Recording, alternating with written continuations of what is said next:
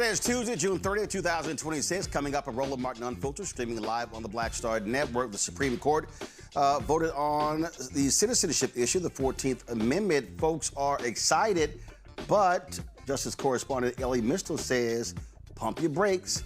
It's not the clear victory that you think it is. And man, oh man, did Justice Ketanji Brown Jackson tear a new ass into Uncle Clarence Thomas. We'll tell you exactly what took place. Supreme Court also is going to allow no spending caps when it comes to federal elections. We'll break that down as well. Folks, 7 million people enrolled in the Biden-era SAVE repayment plan. They got 90 days to find a new one. Those failing to do so will face serious consequences. We'll talk to an expert about that. We'll also continue to talk about this GOP war on Black America. It's time to bring the funk on Roland Martin Unfiltered on the Black Star Network. Let's go.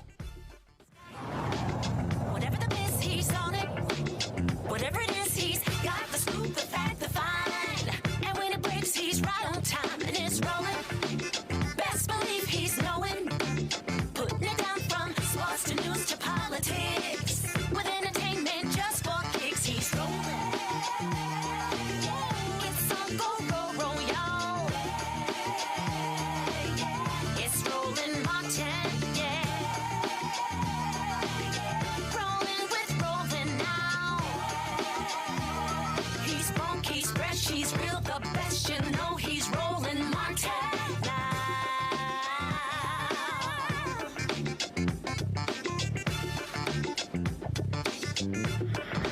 Martin.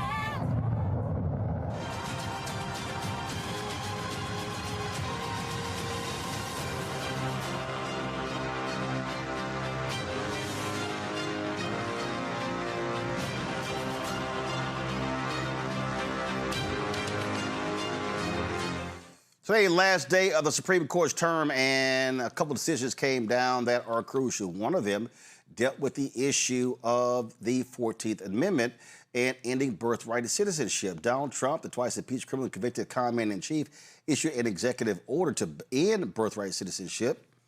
But how can you do that? How can an executive order be issued to end a constitutional amendment? All right. Justice Clarence Thomas, who agreed with Trump, said the court today takes the extraordinary step of holding facially unconstitutional the president's order excluding from citizenship the children of foreign temporary visitors and illegal aliens. Okay, gotcha. Ellie Mistel, Justice Correspondent for The Nation, Ashley Burrell, who is Senior Counsel for the Legal Defense Fund, and Damario Cooper, Executive Director of the Center for Popular Democracy, join us right now. Glad to have all three of you here. Let's get right into this. Ellie, what the hell was decided today? And you have written that people who are excited about this ruling should really slow down and really understand what was said in the dissents. Yeah.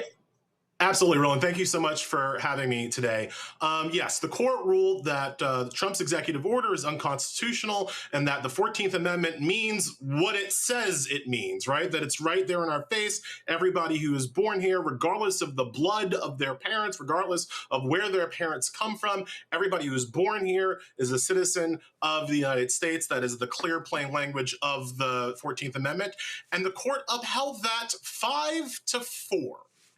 On the statutory issue, there's a federal law that just repeats the 14th Amendment, and on the federal law, the court upheld it 6-3, or revoked Trump's executive order 6-3. But on the core constitutional question of whether or not the 14th Amendment applies equally to all children born here, not just white children, not just children of American citizens, it was only 5-4. And so when I say pump the brakes, understand that those four dissents laid out the exact roadmap Trump is supposed to follow, that they hope Trump follows, or whoever succeeds Trump follows, in order to eventually overcome the decision today and eventually get rid of birthright citizenship. And if you don't believe me with that, about that's how these people think, I refer you simply back to Roe v. Wade. I refer you back to the fact that Republicans spent 49 years trying to overcome Roe v. Wade, while the Democrats were running around saying, hey, Roe v. Wade, we won. We don't have to do anything else to protect abortion through legislation or defense because Roe v. Wade, we're all good. And now Roe v. Wade is gone. And if the Democrats take the same approach to Trump v. Barber, to birthright citizenship, it won't take Republicans another 49 years to get rid of this. They are coming for it, and they will have that decision overruled within all of our lifetimes if we don't do more to shore up and support birthright citizenship. You made that point, and this Supreme Court, this extreme court, has history with that in terms of where, as opposed to just issuing a judicial ruling, they sort of explain a pathway to get to their actual aim. They've done this before. Kavanaugh, in his concurring opinion, says that all the federal government needs to do is change the federal law, and then the 14th Amendment magically goes away, according to Kavanaugh. Clarence Thomas and Sam Alito both said that the Trump administration should really focus on people, on this issue of people who are domiciled here. They contend that people on temporary visas, like a work visa or whatever, are not domiciled here. Where are they domiciled? Back in their home countries. That makes no sense, Roland. If you work in a place and you live in a place and you raise a family in a place, you are domiciled in that place. You're not domiciled somewhere else, right? If you move from Michigan to Ohio, you're not still domiciled in Michigan, even if you still root for the Wolverines, right? That's just not how it works. But Thomas and Alito say that that's how it could work if Trump makes that specific argument. So throughout all of these dissents, there are very specific arguments that the Supreme Court dissent want Trump to make in order to perhaps one day overcome birthright. You have to also remember that there was kind of a split here in terms of Trump going after two different groups of people at the same time. On the one hand, he was going after legal immigrants, people on temporary work visas or what have you, and trying to deny rights to their children. On the other hand, he was going after undocumented immigrants, people who have technically no legal right to be here, and going after their children as well. He was trying to do that both in the same executive order, and the Supreme Court is kind of saying, split those two people apart. Make one argument against the temporary people, make a different argument against the undocumented people, and I don't know, maybe we get to 5 votes. That's what the Supreme Court is saying throughout its dissents. While John Roberts, in his 30-page majority opinion, dude, this was a 194-page opinion. John Roberts's majority controlling opinion is almost perfunctory in that context. It's short. He's kind of saying, well, all the dissent is wrong. Birthright citizenship is just a thing. Yay. Right. And maybe that's something that he holds on to, but you're now resting the entire foundational principle of American citizenship on the very narrow shoulders of John Roberts and Amy Coney Barrett. And again, when we go back to Roe v. Wade, we've tried that before. We've tried resting an entire regime of human rights on the shoulders of just a couple of Republican justices, and you see what happened. You also had in a sense, a judicial ass-kicking between Justice Ketanji Brown Jackson and Clarence Thomas. Explain. So, Roland, you ever go to like a party and there's like one black guy at the party and he's just talking all kinds of smack? It's happened many times. Right? And then another black person shows up and that first black person gets real quiet. That's kind of what's happening to Clarence Thomas, because this man went out here and said that the 14th Amendment only applies to black people. And that is shocking to me, given that Clarence Thomas consistently says that the Constitution is colorblind. It's colorblind every time we ask for rights. It's colorblind every time we ask for voting rights. It's colorblind every time we ask for affirmative action. But for citizenship, oh no, the Constitution was only for black people, according to Clarence Thomas. And boy, Ketanji Brown Jackson just had time for that ass in her concurrence today, where she just ripped Thomas apart based on the history of the 14th Amendment and what black people at the time who supported the 14th Amendment, what they thought it meant to them. And she makes the excellent point, I think, that this idea that citizenship would just be conferred to former enslaved Africans was not the view of those former enslaved Africans in real time. They obviously thought that their children, their friends' children, knew Africans who were going to come over, that their children would also be citizens. And Jackson explains that Thomas is just making it up, talking out of the back of his ass as he goes. Ashley, Jackson writes, here we go to my iPad, consensus about the 14th Amendment's central motivation does not justify Justice Thomas's myopic treatment of it. The amendment caused a paradigm shift in the trajectory of our nation. The teacher who scolds a student for bullying a classmate hopes the student learns the broader lesson of treating everyone with kindness, not just that one kid. In the aftermath of the Civil War, those who championed the 14th Amendment, both within and beyond Congress, understood the assignment. Their work product used language that transcended race and region and thereby changed and broadened the meaning of freedom for all Americans. Instead of the limited salve the principal dissent makes it out to be, the Citizenship Clause reflects this universalist approach. Yes, that's right. Justice Jackson was writing in direct response to what Thomas wrote in his dissent. She was very clear, and she went to the history that the 14th Amendment, the folks who enacted the 14th Amendment viewed this as a direct repudiation to Dred Scott, but to ensure that citizenship was for all, that it could not be picked up by the legislator to decide who becomes a citizenship, who doesn't, who becomes a citizen, who doesn't. And they wanted to make sure that citizenship would be granted to everyone if you're born on U.S. soil, irrespective of race, irrespective of region, nationality. And so it was a goal meant to ensure citizenship to freed Black African Americans, but also to everyone. And that is what she got at in her concurrence.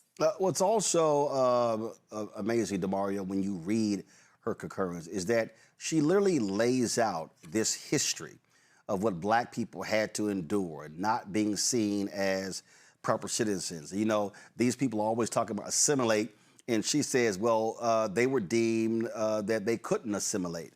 And she takes us through Fugitive Slave Act, the formation of the KKK. She's using this, this concurrence to give America a history lesson, and in many ways saying to the native of Georgia, you clearly didn't take any Black history classes. Right, right. No, look, I mean, one, everyone should read what Justice Jackson wrote, right? Like the history of this country, what we experience as the United States of America is deeply connected to the 14th Amendment of the Constitution. In fact, it changes what the country is, right? And we don't learn about it correctly, and we don't talk about it correctly. But the 14th Amendment is like the foundational principle around why we can live where we want to live, why there was voting rights, why you can marry who you want to marry, why you get one phone call if you go to jail. I really appreciate both of the professors and the lawyers, the things that you are given, because what Justice Jackson is trying to do is give us a civic lesson on what is at stake right now, literally at a 5-4 vote in the Supreme Court. And so, you know, this moment requires us to actually lean into like our legacy and our history. And the thing about this whole case, this whole scenario, we've been experiencing this as if we're talking about immigrants, as if we're talking, I mean, which, by the way, the nation is made of immigrants. And second, the foundational principle that makes me, you, and everybody on the screen, and most of the folks who are listening to you, everybody who's listening to you actually, citizens, is the 14th Amendment of the Constitution. And folks won that. Right? This is the thing that I really came here to say, really, Roland, is that people actually did things to win the 14th Amendment. It did not come out of heaven. It didn't descend from something else. There were a bunch of Black people who fought and died in the Civil War. And then there were another group of Black people who were organized into committees across the country, actually informing what went into the 14th Amendment. And that our folks, both Black and white folks, joined together and fought for a better union, a better democracy, a better nation for us all. In this current moment, this current clapback, this current white-Black clash clapback moment that we're experiencing, which is being headed by our president and pushed by a bunch of MAGA folks, we need to understand what our mission is right now. What's the mission for us? that we need to be in these conversations with our neighbors, that we need to be in conversation with each other about what's really happening in the Supreme Court and these decisions and the way that they can impact our lives. I love this here, I love this here, Ashley. She writes, freed blacks did not advocate for a unique set of rules that catered only to their situation, nor did they seek to advance their own position relative to or at the expense and exclusion of other marginalized groups.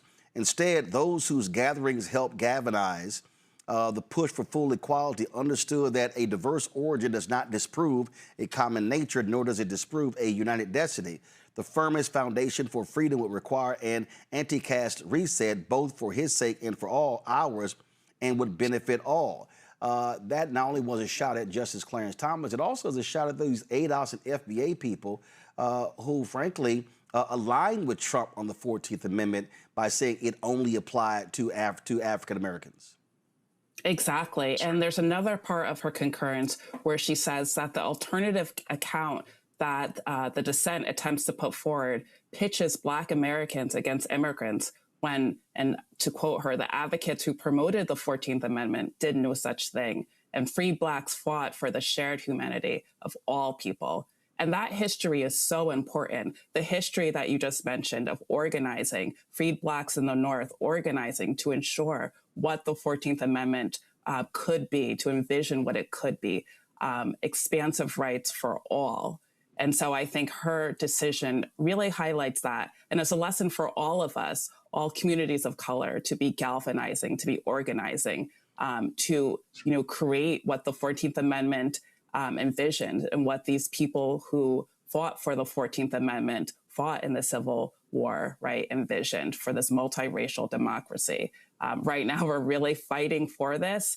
And a lot of decisions came out these past 2 weeks that were devastating to our civil rights. But this decision is a glimmer of hope. Yes, it was, a 5-1-3, but you should know that it's also 6-3 and 6 holding that the president's executive order was indeed unlawful. And so we have to hold on to the victories that we have to continue to galvanize, organize, and continue to fight for our liberties. A couple of more questions. Ellie Mistel, my book, White Fear, How the Browning of America is Making White Folks Lose Their Minds. I mean, I've been yelling and screaming this very thing since 2009 with the inauguration of Obama. And I kept saying, folks, listen, prepare yourself.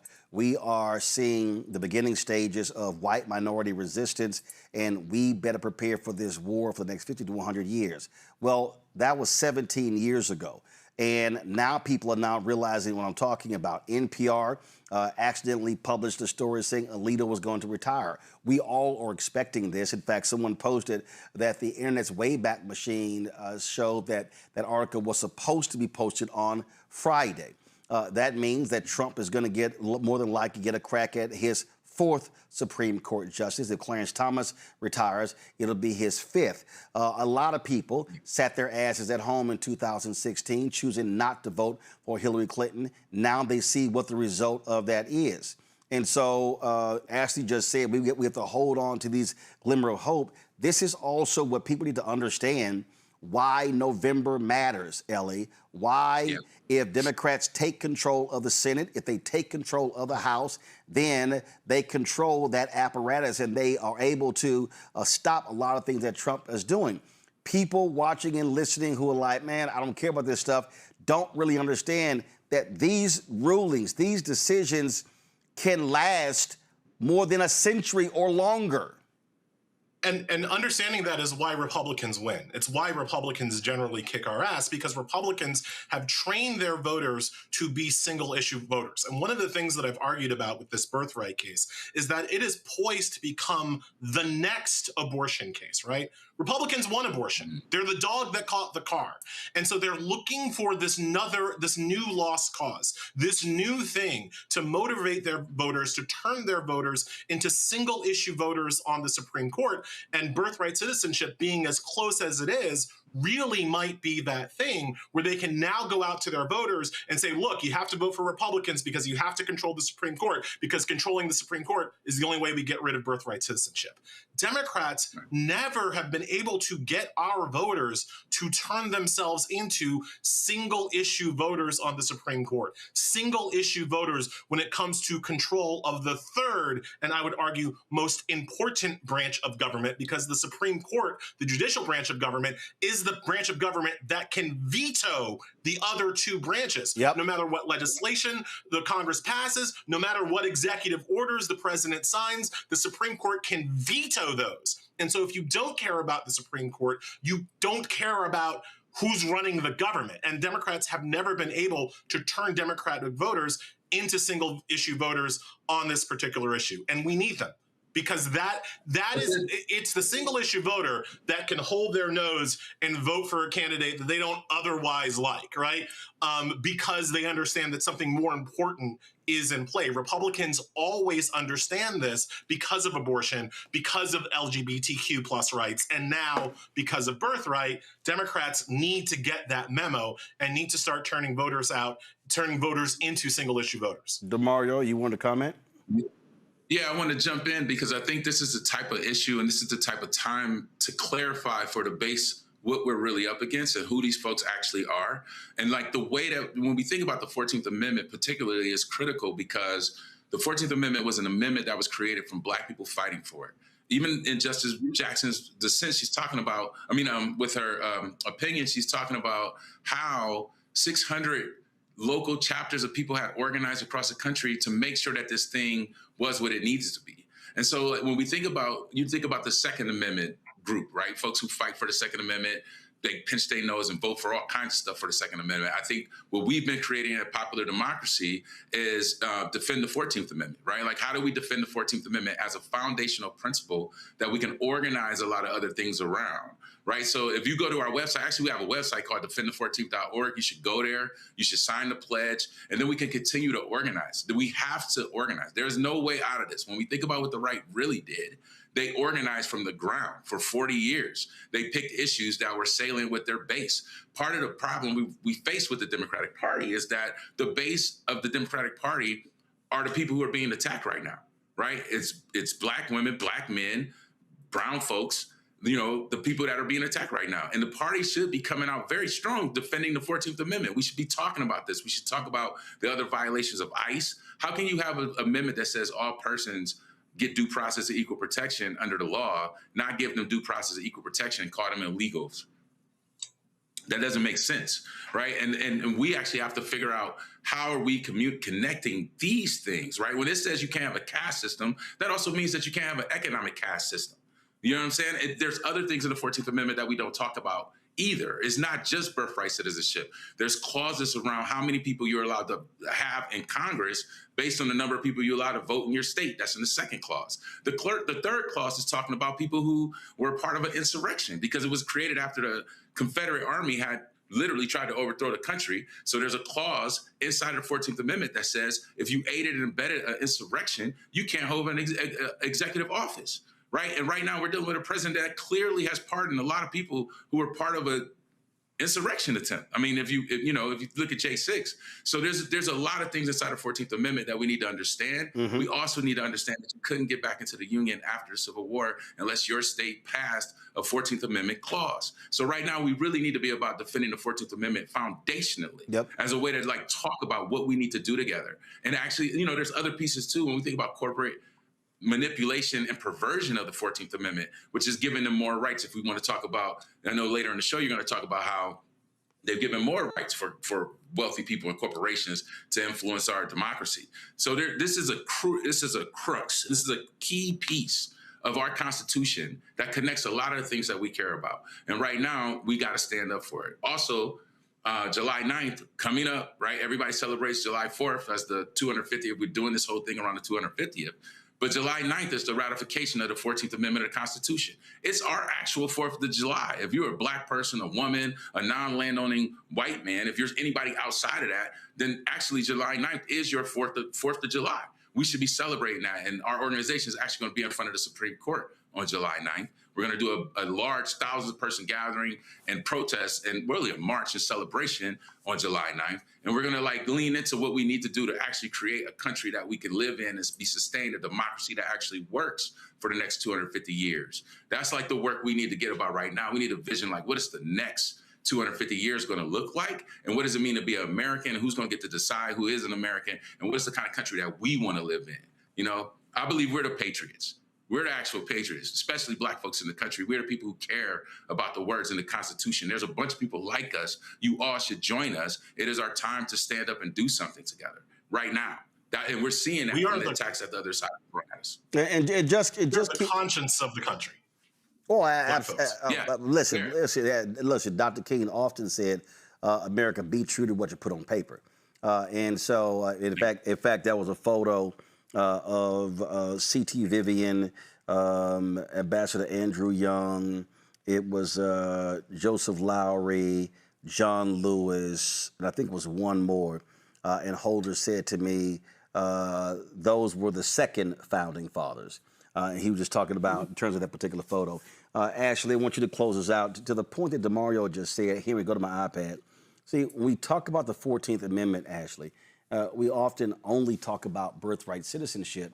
And the reality is when the 14th Amendment, due process, even if you look you look at that particular issue, all of that, first of all, it goes through the issue of citizenship. It deals with against, representatives, United States senators who can serve. And remember, this same Supreme Court completely abdicated their responsibility by annihilating the insurrection portion of the 14th Amendment, Section 3, when Colorado said Donald Trump could not be president. And then they offered this very strange legal ruling as to know what Congress has to do first.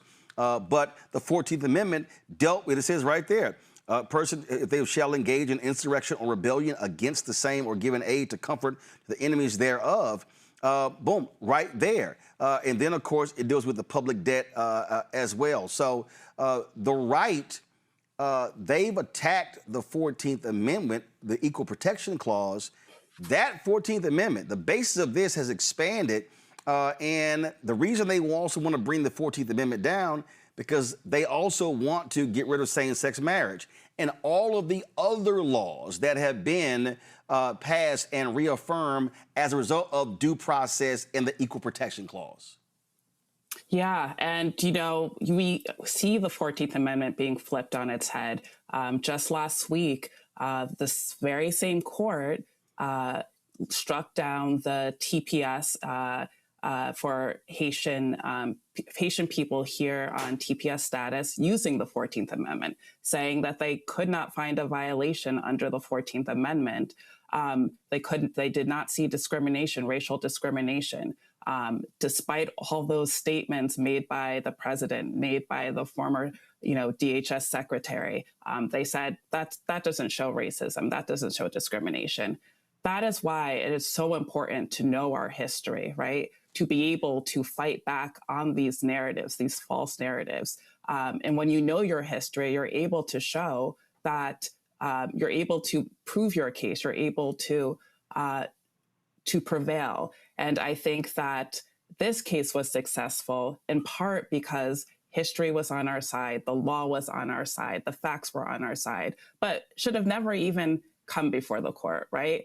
One thing to note was that this very issue of what the 14th Amendment Citizenship Clause means had already been litigated over 100 years ago by the Supreme Court and had already ruled that the 14th Amendment says what it says. If you're born on U.S. soil, you are indeed a citizen.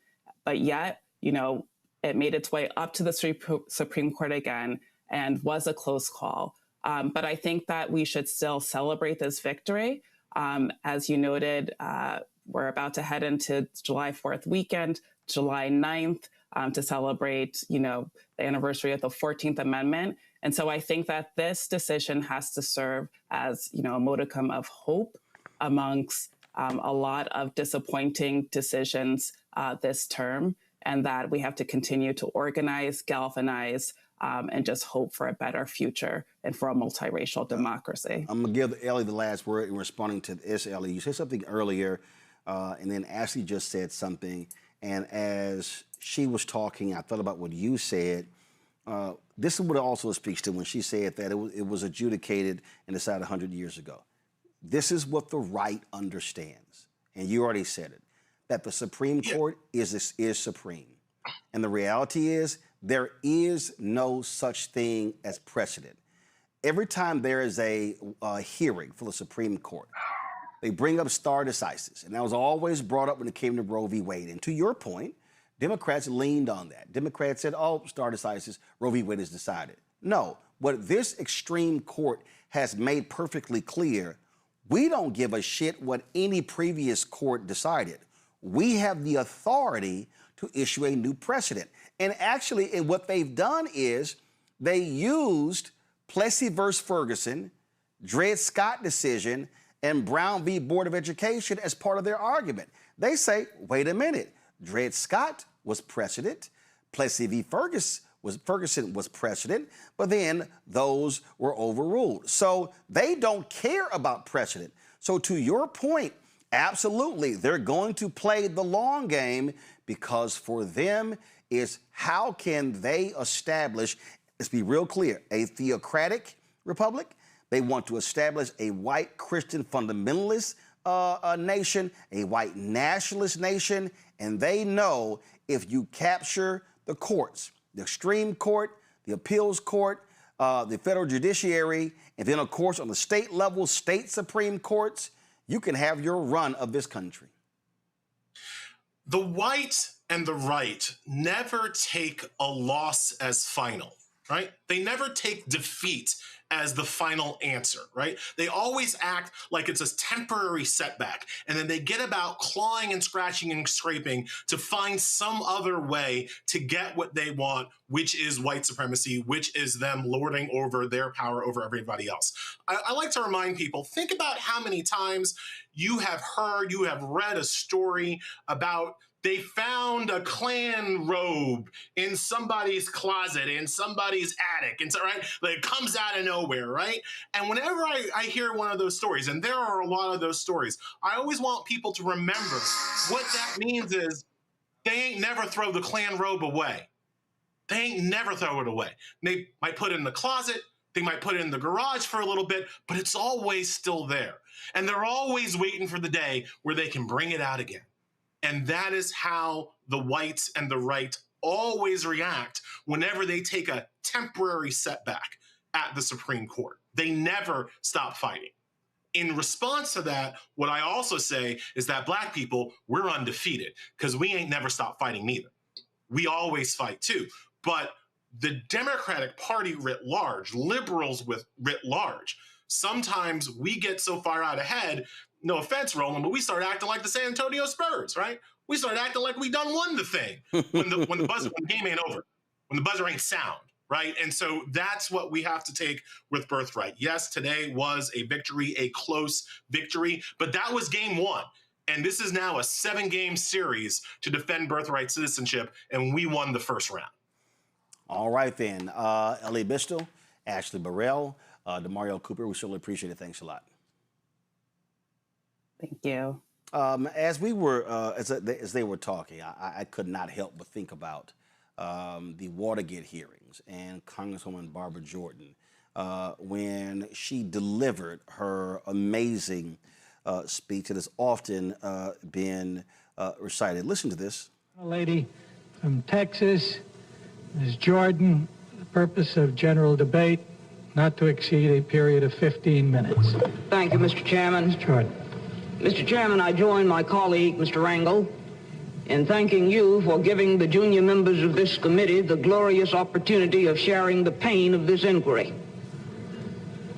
Mr. Chairman, you are a strong man, and it has not been easy, but we have tried as best we can to give you as much assistance as possible. Earlier today, we heard the beginning of the preamble to the Constitution of the United States. We the people. It's a very eloquent beginning. But when that document was completed on the 17th of September in 1787, I was not included in that we the people. I felt somehow for many years that George Washington and Alexander Hamilton just left me out by mistake. But through the process of amendment, interpretation, and court decision, I have finally been included in we the people. Today I am an inquisitor, and hyperbole would not be fictional and would not overstate the solemnness that I feel right now. My faith in the Constitution is whole, it is complete, it is total. And I am not going to sit here and be an idle spectator to the diminution, the subversion, the destruction of the Constitution. Scott, she said, my faith in the Constitution is whole and complete. But what I think we have to understand, again, as I just said and Ellie reiterated, that what this extreme court is showing to anyone, that they can rewrite the Constitution even when it is a constitutional amendment that was passed by Congress and then accepted by 3/4 of the states and then ratified. They know we have the power and we will use it the way we see fit. Yeah, you know, the big winner in all of this has been the Supreme Court, not Donald Trump or the Congress or the feckless Republican leaders, but the Supreme Court has taken on any number of decisions to expand executive rights, to address immigration, to give the Trump administration wins on immigration. Yeah, I've done a couple shows today talking about these decisions, and my Republican counterparts always say, well, on the birthright citizenship, it shows that the Supreme Court is not in the pocket of the Trump administration or Donald Trump. I said quite contrary. It shows that the Supreme Court, even as conservative as they are, can only go so far. But make no doubt about it, they are an activist body and they are a conservative body. They are on the right, the far right, but even the Constitution, they have to follow to not go too much further right. And so there's no, I heard your prior guest say that this is some type of hope in regard to the birthright citizenship. I tend to agree with Ellie. It's not a hope at all, quite frankly. It's just the beginning, not the end. And so faithful to the Constitution, as Barbara Jordan said, faithful to the Constitution, a document that did not include her or me or you or anybody else on the panel when it was first drafted. In fact, 75% of the signers of that document owned slaves at the time. And so the maturation of Black America and our communities, and yet how much we still love this country and how much we love the Constitution and how much we love freedom, justice, and equality, because we've had to fight to be a part of this America. And so I think you're right about Barbara Jordan, but more importantly, we have not only a consciousness, but our white friends on the other side of the aisle don't seem to have the same loyalty, other than their privilege that they believe that they've earned, but they just felt like they inherited. We somehow have to continue to press them to be that independent voice and to be faithful to the same document. How ironic that is, Roland, that we are the faith holders of a Constitution that did not include us. But, just let that sink in. But here's the piece here that we have to recognize here, Michael Brown, and that is it's not just white folks on the other aisle. It's also white folks who are Democrats. This is Joe Biden talking to 60 Minutes with regards to expanding the Supreme Court. Domestically, Democrats have lost the competition to control the U.S. Supreme Court. Listen, who is on your list, Joe? Mr. Biden is under pressure from his own party to consider increasing the number of justices if elected. It's called court packing, and while he's said he's no fan of the idea, he's never completely ruled it out. Judge Amy Coney Barrett is on track to become the 9th U.S. Supreme Court justice. That would give the conservatives a 6-3 majority. If elected, would you move to add more justices to the Supreme Court? If elected, what I will do is I'll put together a national commission bipartisan commission of scholars, constitutional scholars, Democrats, Republicans, liberal, conservative, and I will ask them to, over 180 days, come back to me with recommendations as to how to reform the court system, because it's getting out of whack. The way in which it's being handled. And it's not about court packing. There's a number of other things that our constitutional scholars have debated, and I'd look to see what recommendations that commission might make. This is a live ball. Oh, it is a live ball. No, it is a live ball. We're going to have to do that. And you're going to find there's a lot of conservative constitutional scholars who are saying it as well. The last thing we need to do is turn the Supreme Court into just a political football. Whoever has the most votes gets whatever they want. Presidents come and go. Supreme Court justices stay for generations. Michael, that's the fucking problem. Oh, I'm going to put together a blue ribbon panel, which is what he did. And guess what? It was bullshit. The reality is this here. This is the fundamental flaw with Democrats in power. They are more institutionalist than Republicans are.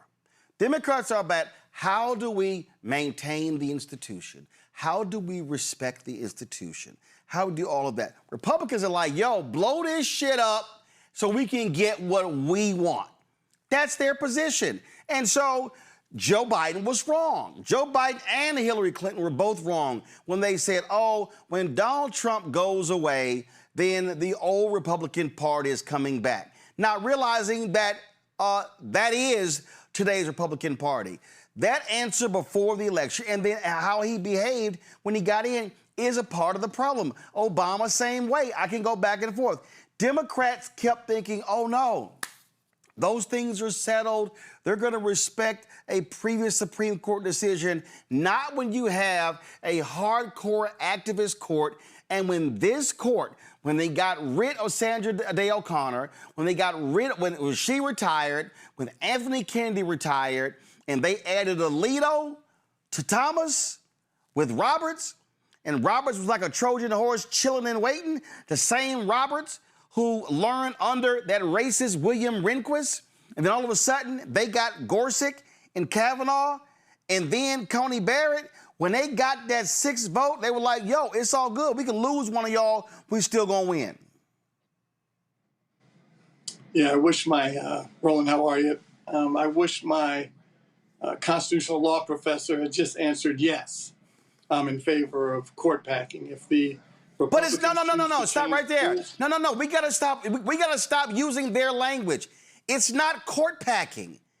It's not court packing. The Supreme Court and the federal judiciary has been expanded before. In fact, okay, I'm not a lawyer. I can count. Michael, you and Scott are lawyers. How many circuit courts do we have? How many circuits do we have? What, 13? How many, Scott? 11. Okay, 11. Wasn't that expanded? Didn't they expand the number of circuit courts because of the amount of cases? We didn't always have 9 Supreme Court justices.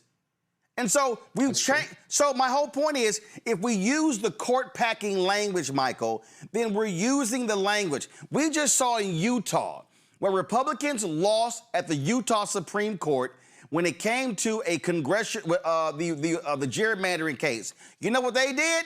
They expanded the Utah Supreme Court. The governor signed it into law. I didn't hear any Republicans complain about that. Michael, go ahead. Agreed. I stand corrected on. You're right, and I stand corrected on the court packing language. But I still wish my constitutional law professor had answered it a different way. And getting back to the subject, if I can, quick editorial comment, Roland. Yesterday, our good friend Scott Bolden and I participated in the D.C. Chamber of Commerce golf outing. And I have to say, I'm proud to say that our Kappa friend, his group, won the outing yesterday. And congratulations. Pencils have his group. Pencils have erasers.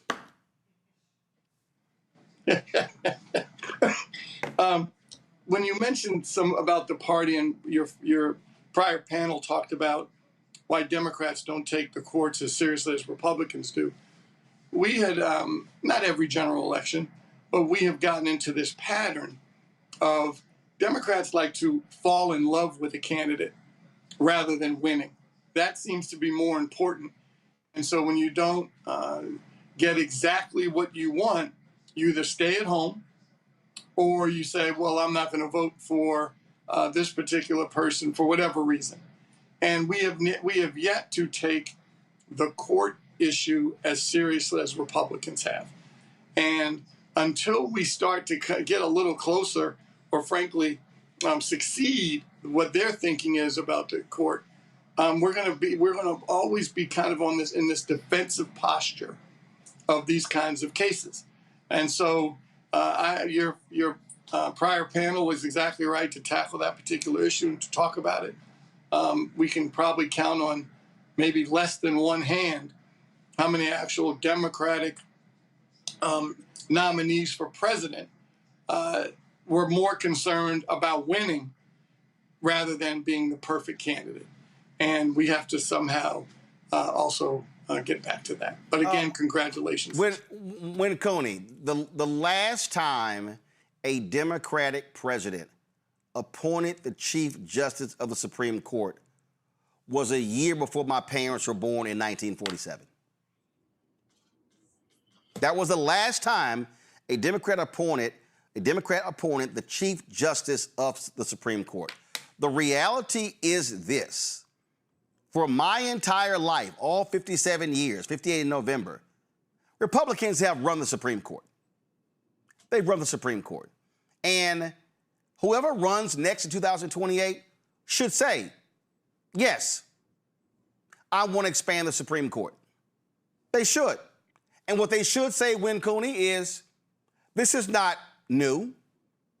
The next person should say, we should have the same number of Supreme Court justices as we have circuit courts. Make the case. Make the case in terms of workload, because let's also be clear. This Supreme Court does not hear a lot of cases. They don't really work a lot. I'm just saying.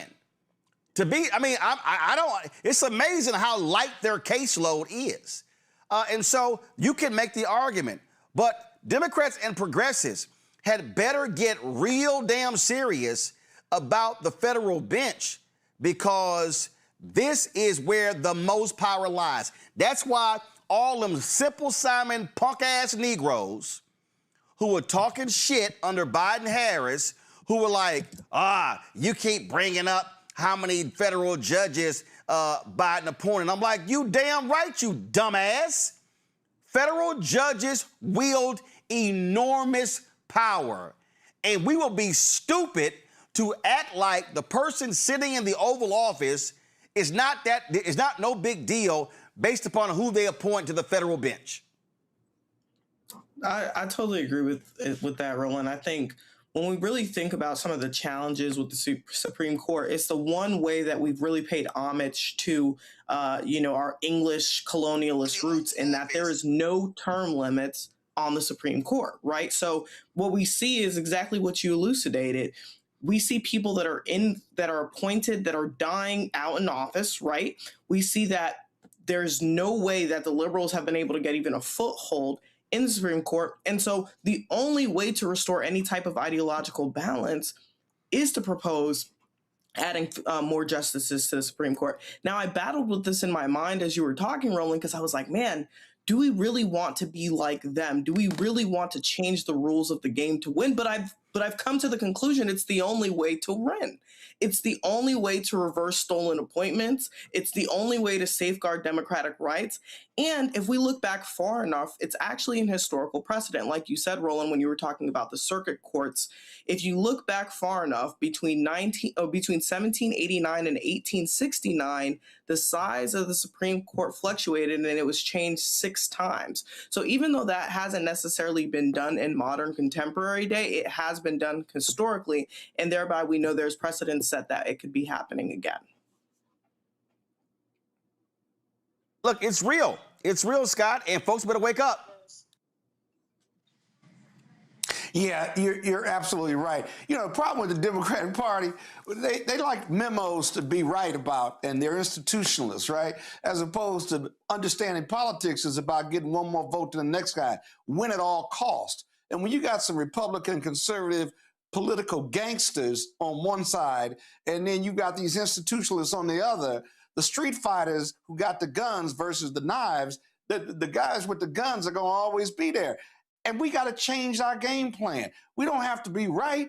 We just got to win. That doesn't make us in some way morally reprehensible, but you got to be morally reprehensible if you're going against an enemy, a political enemy that's morally reprehensible, just to balance it out. And so that's why the Democratic Socialists, and I hate getting into labels, but that's why they're winning in urban America. They only got 3 issues, and people who can't afford it, they argue affordability.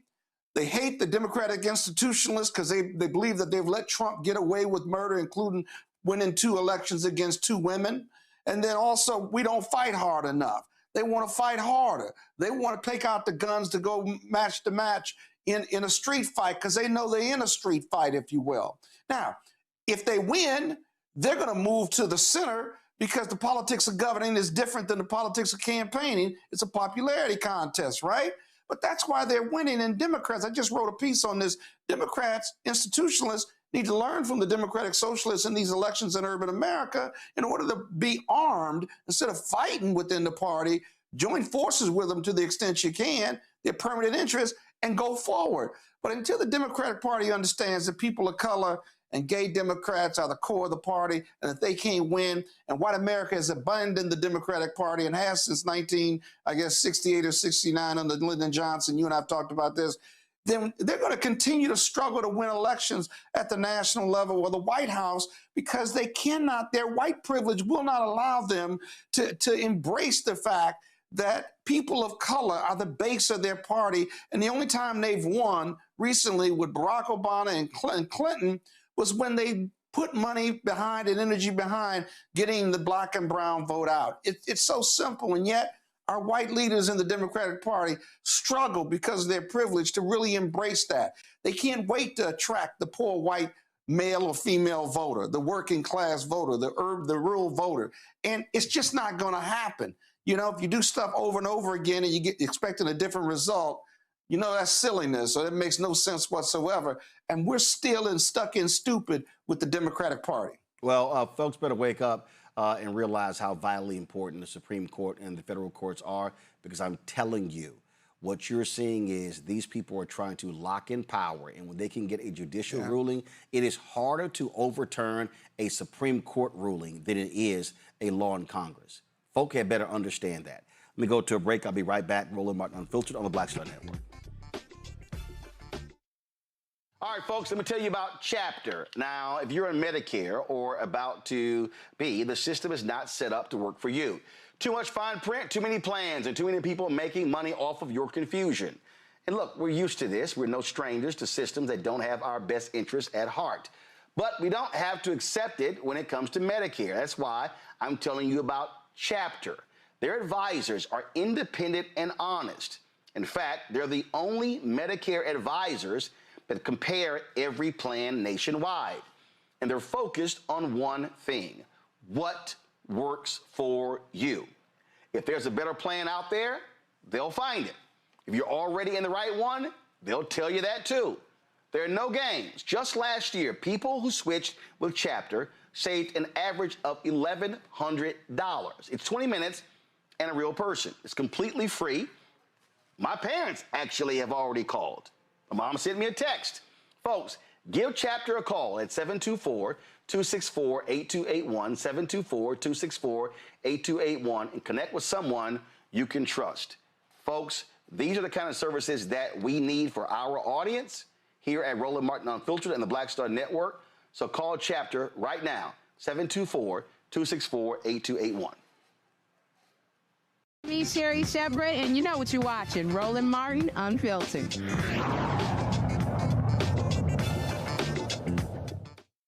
Folks, Supreme Court lifted the federal cap on how much political parties can spend in coordination with their candidates. In a 6-3 decision, the court's conservative majority ruled that concerns over wealthy donor influence and campaign contribution limits were insufficient to justify the restrictions, finding that the caps violate the First Amendment. Before the ruling, party committees were limited to about $63,600 for most House races and from $127,200 to nearly $4 million for Senate races, depending upon the state. With those limits now removed, critics believe the decision opens the door for greater influence from outside groups such as wealthy donors and super PACs, thereby weakening anti-corruption safeguards. According to the Federal Election Commission's statistical summaries, Republicans already have a significant financial advantage heading into this year's midterms. Democrats typically did better because of their small donors, but Republicans, because of the billionaires, typically do better when it comes to super PAC. Michael, you are formerly on the Finance Committee, the Democratic National Committee. Your assessment of this decision? Well, I don't know if it's too much of a surprise relative to what happened in the court a few years ago. This is kind of what this court believes that it's the First Amendment right, that if people want to give as much money as they can, they clearly didn't weigh the part about fairness and who the folks that would benefit the most, basically being the rich or ultra rich or corporations. So it's not too much of a surprise. And so now Democrats have to do what they can on the phones and doing the best they can with the left-leaning billionaires and millionaires and big companies. But that still doesn't mean you turn your back on the smaller donors, as in labor unions and the like, and folks that want to give $5 or $10. So it's not too much of a surprise, but clearly we got to continue to get to work and work very hard on it. When Coney, obviously, Republicans are elated because they know now their big-time billionaires can now just dump more money into these campaigns. Yeah, and Roland, to the previous topic we were just talking about, we are getting our asses absolutely handed to us by the Supreme Court, right? So now what we see is that this free speech versus corruption notion is going to be a growing issue because these limits are not going to be deemed necessary to prevent corruption or the appearance of it. But then you also have these lasting concerns over soft money, right? This is going to create a massive loophole that's going to allow these wealthy donors to bypass strict individual contribution limits because they can funnel this unlimited amount of money to party committees. And so really these party committees are just going to act as super PACs, right? And so it is extremely concerning because, as we know, there's a lot more billionaires on the right than there are on the left. And so I'm concerned about what this means for the future of the Democratic Party as we know it. But, I think this is exactly poignant in terms of what we were talking about before. Without a real serious revamp of the Supreme Court, we're going to see decisions like this continue to pass and continue to push the United States towards fascism. It's really no surprise. Scott? Don't need more dark money after this decision. I mean, the floodgates of corruption have opened up now. If the corruption and dirty money, clean money into campaigns, it's just the handcuffs are off, the gloves are off, and let the money pour in. The Republicans have multiple millions of dollars, much more than the Democratic Party, and it is and while you have limits on what you can give to a party, now you can communicate and coordinate with your Democratic Party or the Republican Party. You don't really need as much dark money, although it'll still be there with these independent expenditure packs. But between the IEPs, right, and now the RNC and the DNC, my goodness, the amount of money that's going to flow into a campaign now is literally unlimited. With that comes corruption, but more importantly, it corrupts the process and who is going to lead you and who your candidates are going to be. And then after they get elected, because money will get you elected, after they get elected, who do they serve? Do they serve the people? No. Do they serve their personal interests? Yep. Or do they serve the interests of those moneyed interests that got behind their campaign and responsible for them being elected? Well, just like all those corporate interests who keep funneling money and paying off Clarence Thomas's bills, giving him free vacations, we know who he serves. He is Clarence Thomas has been bought and purchased. So real quick now, are the Democrats going to get in the dirty money game, or are they going to sit on the sidelines and say, we don't want to be a part of that regardless of what the decision is? This is where the political gangsterism comes in with the money. You got to get out. You have got to get on. What's good for the Republicans will be good for the Democrats. Black people get out there and vote. And then when we get in control, right, let's not be limited by our moral compass, like political moral compass, right? Right. We got to take advantage of it. That's the new game now. You got to get in it. That's it. Let me go to a break. I'll be right back. Roland Martin Unfiltered on the Black Star Network. All right, folks, let me tell you about Chapter. Now, if you're on Medicare or about to be, the system is not set up to work for you. Too much fine print, too many plans, and too many people making money off of your confusion. And look, we're used to this. We're no strangers to systems that don't have our best interests at heart. But we don't have to accept it when it comes to Medicare. That's why I'm telling you about Chapter. Their advisors are independent and honest. In fact, they're the only Medicare advisors that compare every plan nationwide. And they're focused on one thing: what works for you. If there's a better plan out there, they'll find it. If you're already in the right one, they'll tell you that too. There are no games. Just last year, people who switched with Chapter saved an average of $1,100. It's 20 minutes and a real person. It's completely free. My parents actually have already called. My mom sent me a text. Folks, give Chapter a call at 724-264-8281, 724-264-8281, and connect with someone you can trust. Folks, these are the kind of services that we need for our audience here at Roland Martin Unfiltered and the Black Star Network. So call Chapter right now, 724-264-8281. This episode is sponsored by Kalshi, the largest prediction market in the United States. Here's what makes Kalshi different. You are not playing against a house. Kalshi is peer-to-peer trading. You buy a yes or no contract on whether something will happen, and you're trading directly against other users.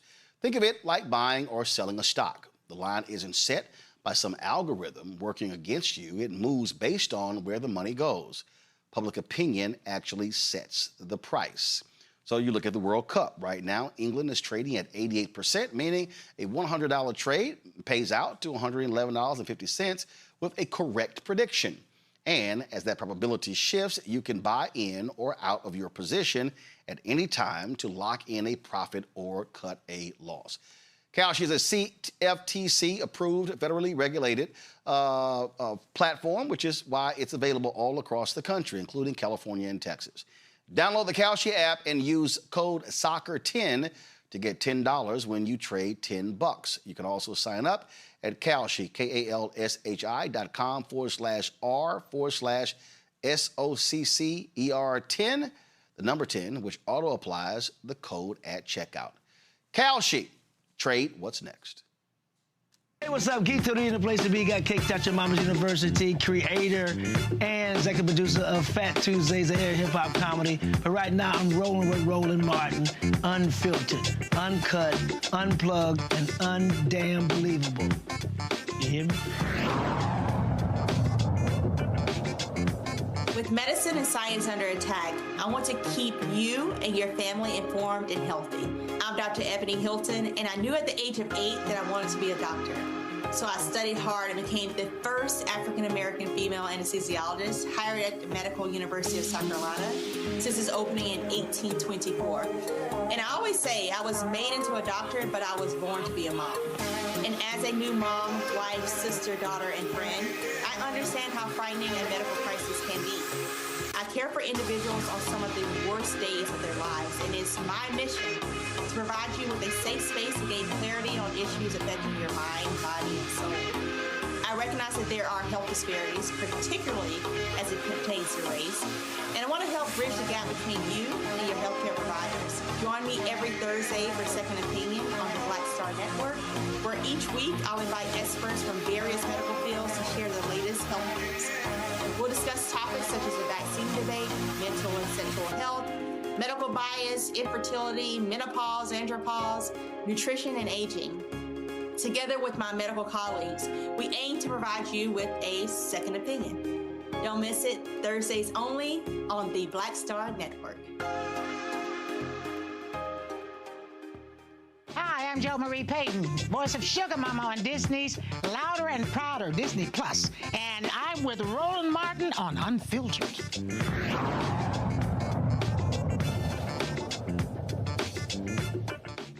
All right, we told y'all elections have consequences, and the reality is Harris losing, Trump winning, meaning you're getting screwed when it comes to student loans. Man, guess what?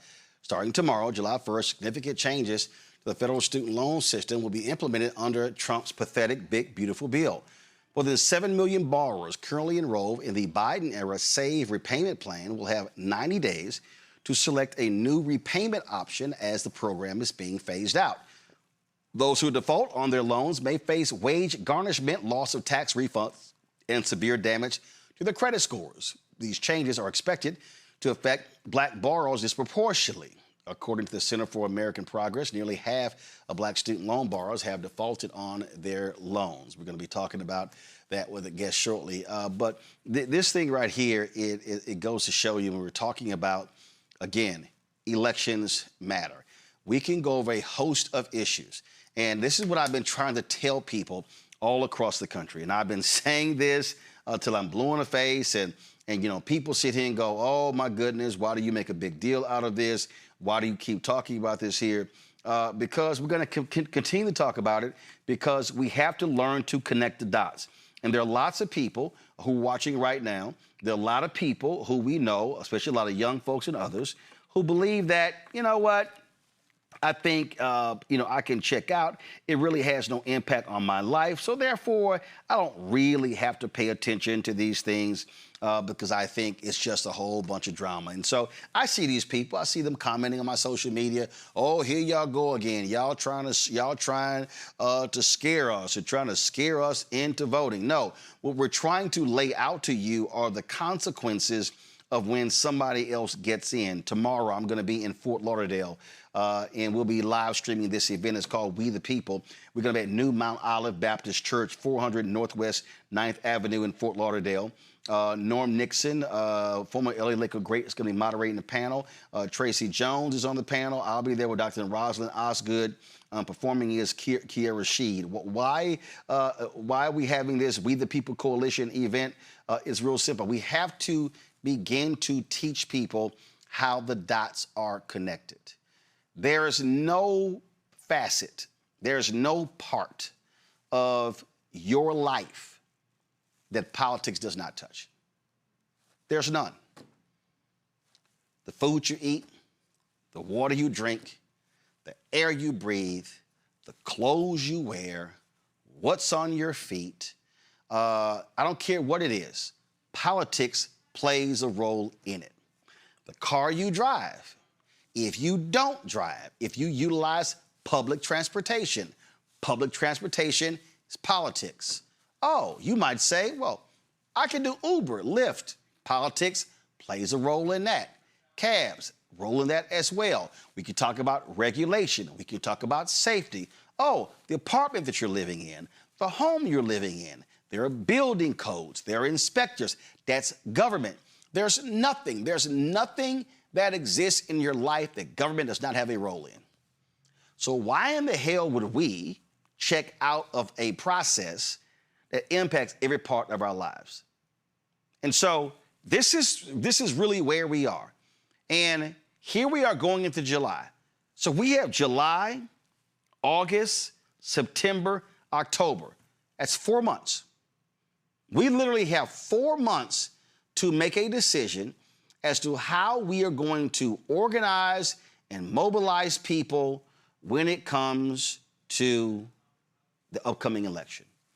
And when we look at these races across the country, these U.S. Senate races, these House races, gubernatorial races, state rep, state Senate, judicial races, DA races, I don't care what it is, it's all on the ballot, depending upon where you are. And so what I need black folks to do is to maximize this and overwhelm the polls. And when Cooney, what we have to be doing is really, right now, be having, and I'm gonna keep yelling this, what I call citizenship education classes. every single week, there should be somewhere in some community, some conversation taking place where we are training people on this, because if we don't, I don't want to hear people after the fact. I don't want to, I'm sick of people, when Cooney, commenting, complaining after the fact. You know what? We just had, okay, BET brands itself the biggest night of our culture, the BET Awards. Nothing on voting. Nothing on the election. Not only that, they didn't even have the decency to pay tribute to Reverend Jesse Jackson Sr. It's honestly a travesty, Roland. And you said that we have 4 months. If we're starting now, we're already behind the 8 ball. And that's the biggest concern. When we think about voting as a whole, there's just simply not enough attention being paid to what's happening right now and the dismembering of the democratic fabric of this country. That's number one. This program is probably one of the few programs that is focusing on that issue day in and day out. Number two, if we take a step back and we really think about these federal student loan changes, I just wanted to take one example, because one of the things that scared me the most when I was reading through it is that they said even professional programs are going to be capped at $200,000 total. When you think about, let's take medical school, for example, and we know that right now is only 8% of African Americans that are even going to medical school, right? And we can apply that to law school as well. Very small numbers. But let's take that and say, how much is it going to cost them to get to through a medical school tuition? For a public medical school, it's $300,000. For a private medical school, it's $400,000. What are people going to do with this $200,000 cap? They're not going to be able to make it through these professional programs, these professional degree programs. These degree programs that are one of the ways that Black people are able to move themselves through the wealth gap that so prominently exists in this country. And so when you say that voting affects every single thing, Roland, you're absolutely right. And people are seeing the implications of this right now. They're going to see it through their higher monthly payments when people can already not even afford the price of gas at the gas station. They're going to have longer repayment periods. Public service workers are going to be disproportionately affected.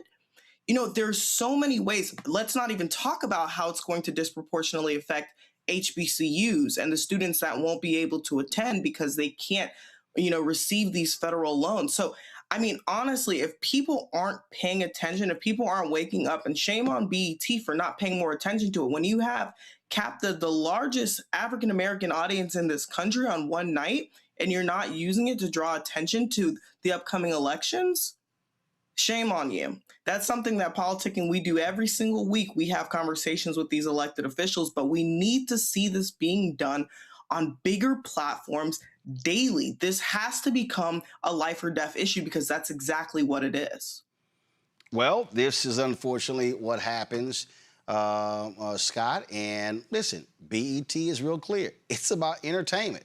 That's all it's about. It is not about consciousness. And so I'm not shocked at all you heard nothing political, nothing social on that show. And that also is what I have been saying is a problem. We got too many Black folks who are walking around and we are laughing and gossiping ourselves to death. We are so locked in on entertainment stuff, on gossip, on housewives shows, on all this sort of stuff. And when stuff goes down, oh man, I ain't know, because you didn't know because you were paying attention to the wrong thing. My mother used to say, Black people love shaking their behinds and shucking and jiving. And we shaking our behinds and singing. We know every word to every rap song that Cardi B ever put out. These young people, the least, the lost, and the left out, and talking instead of the seriousness of our politics in the state of where we are in this country. Here's a question for you, Roland. People vote for who they know and people vote for who they like, right? But they got to vote because they care. And I don't think Black people, our Black communities, let's be real honest. Let's be real honest. They just don't care. Sure, you and I can intellectualize our vote, and we're super voters. Everybody on this panel, we vote in every election, local, state, federal, if you will, right? But what about the Black communities where you have the least, the lost, and the left out, as Marion Barry used to say, right? How do you get them to care about voting in every election? Because they are the most dislodged, if you will, from the system because they don't believe in the system and they don't believe it can make a difference in their life. You can get those voters, those disaffected voters, to care about voting, right? Then you'll be cooking with grease. But today, no matter how many programs we have, no matter how many leaders we have, the voting at the local level, state level, and federal level of our Black communities, whether you register them or not, right? They have every excuse. They tell themselves not to vote. If you can get them to care about it, right? If they are disaffected vis-a-vis now, they can be affected by this or they understand it. You get them to care to vote, you can win every election. But they just don't care. Tell me where I'm wrong about that. Michael? Scott, I don't know if you are wrong. I think that's the challenge, and we hear that so much. Also, we hear, to add to your list that you just mentioned, is, well, it's not going to matter. My vote doesn't matter. Even if I do vote, everything's going to be the same. Politicians don't care about us except when it's time for a campaign, and then they come to our communities. I think the onus is on not just the voter, but the onus is also on the elected leaders and or folks that want to be elected leaders to demonstrate that there are going to be different and engage more. Because back to the, for example, as many people have had a problem with Biden's tenure as president, he did put up to relieve folks of student loan debt. And then folks, but obviously the election changed hands next, but you better believe Vice President Harris would have continued that program. But because folks were sitting at home and my vote's not going to matter and I don't care, clearly the election went a different way. Again, where we are is real simple. That is getting people to understand that elections have consequences. And when we talk about the student loan repayment, it's going to be a lot of people who have not been paying attention. It's a lot of people who are going to be going, oh my God, what happened? And then when they start having those tax refunds snatched and wages garnished, then they're really going to be asking the question. That's because they're not paying attention. Dr. Brittany Williams joins us now. She's an education policy expert and researcher. And Brittany, listen, we do best as we can talk about public policy. I make it clear, I don't waste my time on no BS entertainment. I don't give a damn who got married. I don't give a damn who got divorced. I don't care who anybody is dating. None of that stuff means anything to me. But when this student loan issue drops tomorrow, it's going to be a whole bunch of people who are going to be in for a rude awakening because they have not been paying attention. Yes, that's correct. Walk us through what's going to happen tomorrow. So there are quite a few things that will actually start tomorrow, and I'm so glad you said that, Roland. First, thank you for having me. But there are a lot of things happening, and I think folks have not been paying attention. And tomorrow is just the start. So there are things that'll happen tomorrow, but we need to be paying attention for the years to come. The biggest thing I think that I need borrowers to pay attention to is that starting tomorrow, the saving on valuable education, that SAVE plan, the income-driven repayment plan that we had in place from Biden's administration is no longer. And so your loan servicer should, according to the U.S. Department of Education, give you 90 days to transition into a new repayment plan. But if you do not take action, you will be placed in a standard repayment plan. And so I think that is just one salient point I want to drive home. Beyond that, beginning tomorrow, there is no new Grad Plus loans. And so for our students in graduate school that have been making ends meet, are able to afford their graduate education with Graduate Plus loans, that is no longer the option.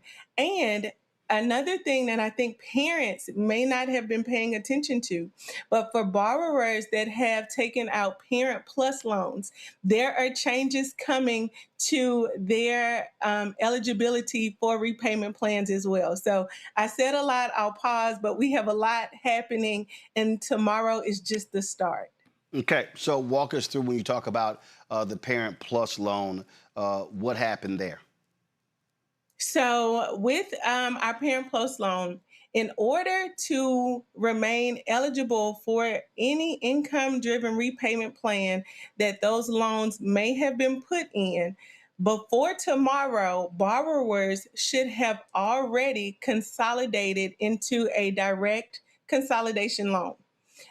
And if you would like to stay in an income-driven repayment plan, pay attention because changes are coming again July 1, 2028. And so you have about 2 years in this plan that you may be in now, but pay attention because changes are coming in 2 years. Parents who borrow new Parent Plus loans after tomorrow will no longer have access to those income-driven repayment plans. And so those parents that are thinking, if you have a scholar that's entering into their post-secondary education in the fall, that's something that you need to absolutely be mindful of as you are considering paying for your students' education. All right, then. Questions from the panel. Win Cooney? Yeah, so I guess my question is, how can African Americans best prepare for the inclement changes that are happening tomorrow? What would you suggest for a new student or a new parent whose child is going, to college? How do we best prepare for this shift in student loans? Thank you so much for asking because I spent a lot of time years ago doing research on the way that Black borrowers experience student loan debt. And so a few things quickly. For students that are entering into post-secondary programs this coming fall or starting this summer, I cannot shout it enough.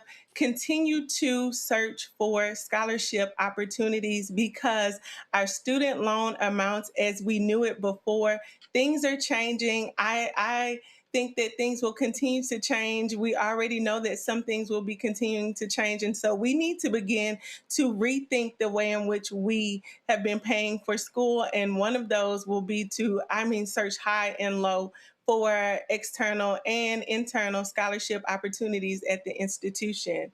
I think beyond that, I want people to have a serious conversation around what are our options available to us. At the time where groceries are unaffordable, healthcare is unaffordable. We are just in a financial crisis across the nation. Folks are making hard decisions, not just on student loan repayment, but daily living expenses. And so with that being said, I think tune into the federalstudentloan.gov website. They have been doing a pretty good job at keeping us informed with options available to us and the things as they have been changing.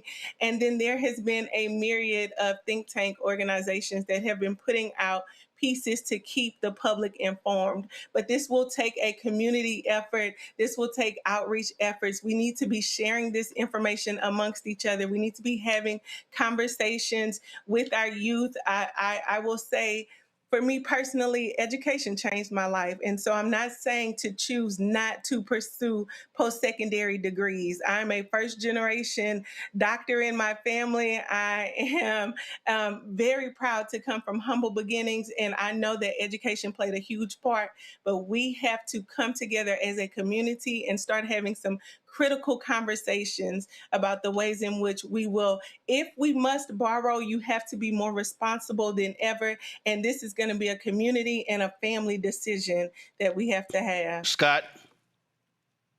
Yeah, thank you for joining us. But you're talking concepts and precepts. Got it, right?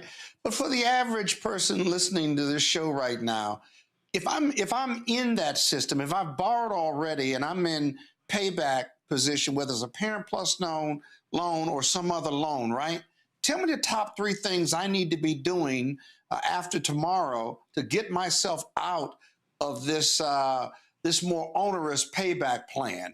And if I'm going to be applying, if I'm not in the loan process, what are my alternatives versus borrowing money from the federal government that's onerous in its process for payback? Yeah, I'll give you the examples using myself as a student loan borrower and as a parent of Black boys considering their post-secondary options.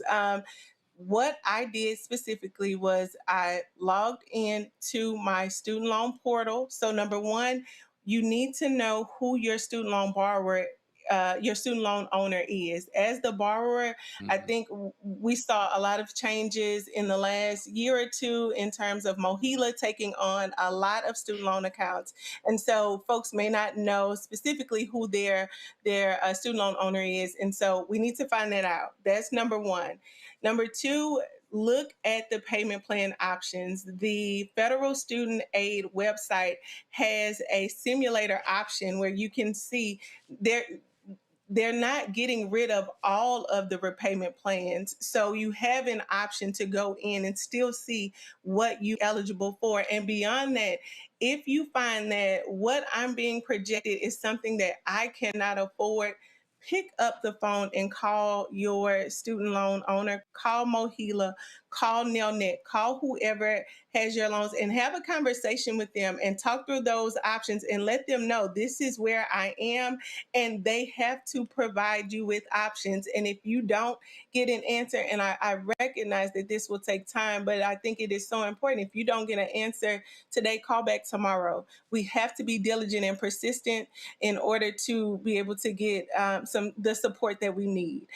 Beyond that, if you are coming into your post-secondary program and you're seeing all of this happening and you don't know what that might look like, I think that, again, it's a community effort. I think we need to sit down with our school counselors. I think we need to sit down with our financial aid officers. We need to sit down with the scholarships office. There is going to have to be some very calculated and meticulous conversations happening around what is feasible and what is real, what makes sense with everything changing. And I feel like that's just the bottom line of it. Michael. Thank you for letting people know what time it is. We appreciate your efforts. For Roland's viewers, I'm curious about what happens tomorrow. If you can distinguish between clearly the repayment of loans, which we kind of understand. What happens for new applicants? Does anything change tomorrow relative to new applicants that are getting ready for college next fall and beyond? Now, starting tomorrow for applicants, and so this is students that are not yet entering into repayment, yes, things are happening for them as well. For your graduate students, you need to be mindful that the loan limits, so the amounts that are eligible to be borrowed, will change starting tomorrow. On top of that, Grad Plus loans have been impacted as well. So again, like I said, students that borrow Graduate Plus loans, you will not be able to borrow even at the same amounts for your educational purposes. And so, again, that's a conversation of, and I have to get into the weeds to explain it, but that is a conversation of the cost of college attendance and what you are eligible for. And you need to make the financial aid office clearly explain what those differences are and if there is any implications that you might come up short with paying for your education. The same for our undergraduate students. While their loans right now for new borrowers that will be undergraduate students, while they will go relatively untouched right now, again, for Parent Plus loan borrowers. And so these are the parents that are borrowing to cover educational costs beyond what Pell Grant might cover, what institutional scholarships might cover, and what have you. There are changes there where now there's a cap of $20K per year for those Parent Plus loan, those new applications. And so again, I think that, and this is coming from a former financial aid administrator. And so I am telling you to bug the financial aid office. Please don't come after me with pitchforks. But the bottom line is I want new borrowers, particularly Black borrowers and our first generation students going on campus, sit with your financial aid offices and ask critical questions so that you can completely understand what's happening right now. All right, then. Well, look, we certainly appreciate it. Thanks for joining us. Thank you for having me. Folks, Supreme Court made its decision regarding temporary protected status impacting 350,000 Haitians and 6,000 Somalis. And of course, we've had to deal with J.D. Vance, Donald Trump, advancing the lies about Haitians eating animals. Well, that didn't sit too well with Ohio Congresswoman Shontel Brown, so she took to the House floor just to get something off her chest. Mr. Speaker, as often the case with the current occupant of the White House, it all started with a lie. Nearly 2 years ago, J.D. Vance got up off his couch and tweeted a racist smear that Haitians in Springfield, Ohio were eating cats and dogs. Days later, Donald Trump shamelessly repeated it at a presidential debate. They knew it was a lie. They knew those families were here legally. They knew they were working, raising children, paying taxes, and helping rebuild a community. None of that mattered. Because the point was never to tell the truth. The point was to make Americans fear Haitians, to turn them into scapegoats, to convince the country that Black immigrants were the source of their problems. J.D. Vance admitted that he was willing to, and I quote, create stories to advance his political agenda. And we all saw what happened next. Springfield was terrorized, schools were closed, bomb threats poured in, white supremacists descended on the city.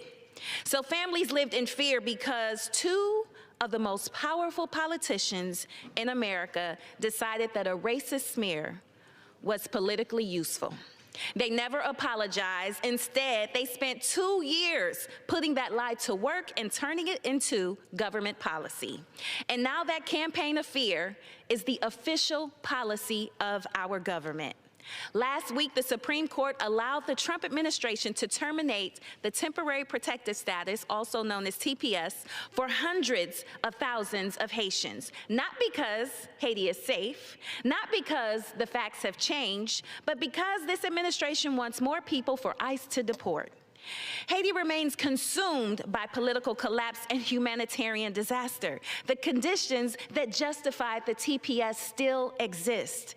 And these are people who care for our seniors, build our community, and pay billions in taxes. They followed the rules, they trusted the American promise, and now they're being told that a racist political narrative matters more than the law they followed to a T. This is not who we are, America. The House has already passed a bill extending TPS because the facts demand it and because decency requires it. Now the Senate must pass it before the mass deportation tears lives and communities apart, all because of a racist, reckless, bigoted, blatant, dishonest, and disgusting campaign lie.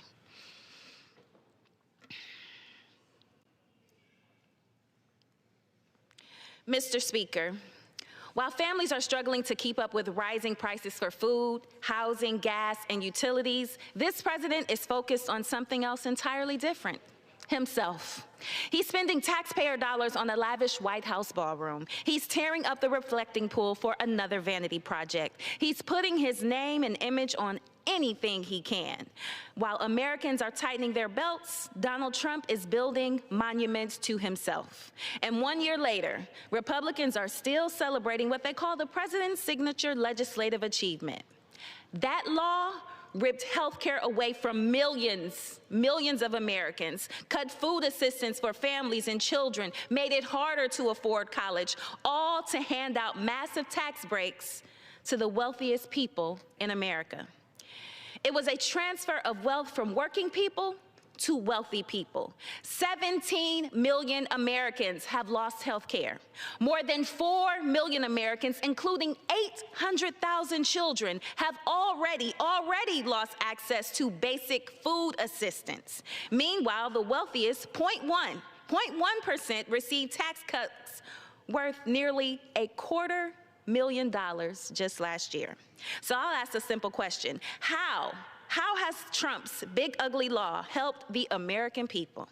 Because as far as I can tell, it's just welfare for the wealthy and well-connected. Meanwhile, we've gotten higher prices, higher inflation, slower job growth, and an economy that works even better for those already on top. Republicans called it the one big beautiful bill. I call it a big ugly law, because there is nothing beautiful about taking health care and food away from families to pay for tax cuts for billionaires. So, happy anniversary to Trump's signature achievement. 1 year later, the verdict is in. Working families paid the price, and the wealthiest Americans cashed the check. And with that, I yield back. Well said. And I'm glad she actually said it. All right, those of you based here in D.C., have y'all been paying attention to what's going on the National Mall or the lack thereof? This has actually been hilarious. The Freedom 250 people, they put out this video. Clearly it's AI, because they ain't had this many people showing up to nothing. Oh hell yeah, this is all AI. So they've been, first of all, you know that there are many black people in this video. So they've been promoting the Great American State Fair, a 16-day World's Fair on the National Mall, uniting all 56 states and territories. Okay. It has actually been utterly abysmal. Michael, Winconi, and Scott, have y'all had an opportunity to drop by? I have not. No. Okay, let me show you this here. So TMZ posted. In fact, TMZ posted this. Dr. Oz on stage with Dean Cain talks about. Don't go yet. Hold on. Let me read. Talks about how great the crowd is at the Great American State Fair. The reporter, they pan his camera. So again, they said, "Oh my God, this is an amazing crowd." Watch. Huge space, and it's just going to get more and more crowded as the week goes on. Not only do we have a lot of people here, we have people that you want to have, like Stacey Garrity. That woman's going to be next governor of Pennsylvania. There right we there. go. Yep, look at her, that beautiful red hair. And it's because there's tons of people here. It's a huge space, and it's just going to get more and more crowded as the week goes on. Yeah, it's a huge space, but it's not going to get crowded as the week goes on.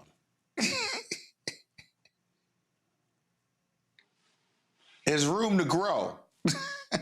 Oh yeah, it's a whole lot of room to grow. I've been absolutely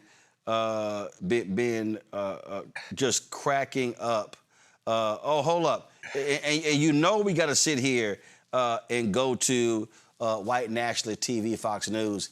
Listen to them describe the massive crowd that's on the mall. Listen.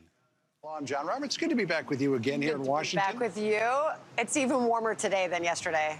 But it's a dry heat. That's the great thing about Washington. It's a dry heat. All right, I'll take that. I'm Sandra Smith, and this is America Reports. Back live with you again from the Great American top of the new hour. Right now, America Reports is live from the Great American State Fair as the country continues celebrating its 250th birthday. Thank you for having me. Good to have you here. It is sunny, it is hot, but it is a celebration indeed. It is wonderful. I mean, it's just unbelievable to see people out here enjoying the city. Did you stop by the Louisiana? No, that's where I'm headed next. Okay, next, you and the First Lady will head.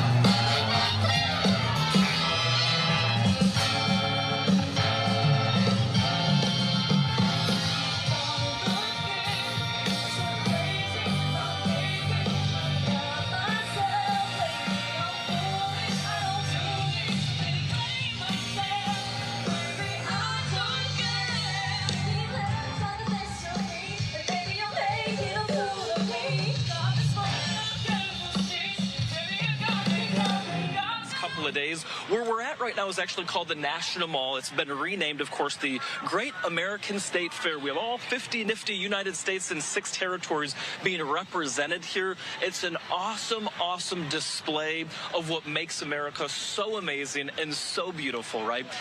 But the problem is that there's hundreds, if not thousands of folks here, and that heat is going to become a... Dude.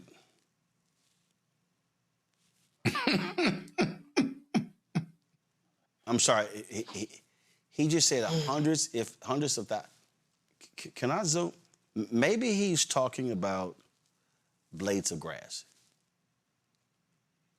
Oh, God. I'm trying to see, when Cooney, do you see the hundreds of thousands of people? I certainly don't. I think this is what the kids are calling delusional. This is delusion. But we didn't expect too much more from a brother on Fox News, though. So hey. Yeah. Michael, you have any thoughts? You know, it's interesting. One of my sons is a huge soccer fan and wanted to be dropped off downtown to get to the mall because they've been showing some of the World Cup games. And when I went down to pick him up, it was interesting. I know some of us, I don't want to give any particular restaurants on that end of Pennsylvania Avenue any free advertising time, but a couple of those restaurants, Scott and Roland, I was able to actually park near one of those restaurants. And I said, well, I don't understand. The crowd for the World Cup was packed because you could see folks in their jerseys and their flags. But going into the, whatever the thing is called that they're having, there was nobody going in that particular gate. And so it's just, that footage is actually telling the truth. What other AI stuff they want to put out there, that is not the truth. Yeah. Here's another vantage point from the Fox News studio on site. Check this out. Early birthday, America. We're celebrating already at the Great American State Fair. Man, we've got thousands of people celebrating this birthday with us, Tommy. You and I had a chance to go out. We got to see some of the exhibits. I'm sure you got what I got, which was a lot of people going, hey, love to watch it on Fox. I hope a lot of them left. Listen. Mary Catherine Ham, Tommy Lauren, Kevin Court. Y'all know that's some bullshit homeboy just said. Y'all know Joey Jones' line. They said thousands of people. I'm like, let me tell y'all how bad. You could actually count the number. Matter of fact, we could do this right here. Hold on. My microphone just fell. I'm so damn embarrassed by these dumb asses. We could count. We could literally count the number of people in this video frame. Do y'all know how bad that is? I doubt very seriously when they shot this video, it was 200 people out there. I doubt it was 200. Ain't nobody going to this trash, Scott. You know, the other thing is this. Not only is it under-attended or not well-attended, we'll have to see. The weekend may be better. No, it won't. But the cost of putting on this Great American Fair is coming out of our tax dollars. Yep. And no one's there. But more importantly, the financial impact of businesses and performance around the mall or in downtown DC. My firm, who's at 13th and K, you know, we've gone 100% remote because of the anticipated crowds for the next 3 or 4 days. Hey, dog. Hey, listen. All y'all can go back to the office.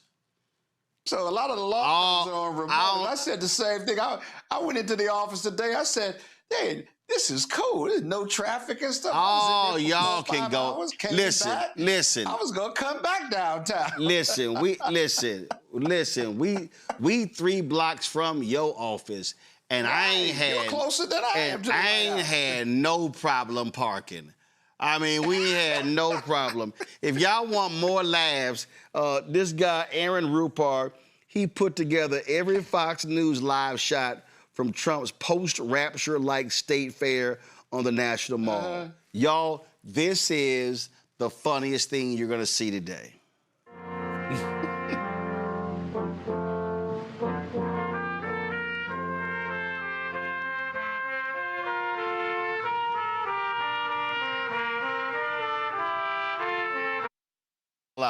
That is not a World Cup soccer field. That's the National Mall. Okay, here we go.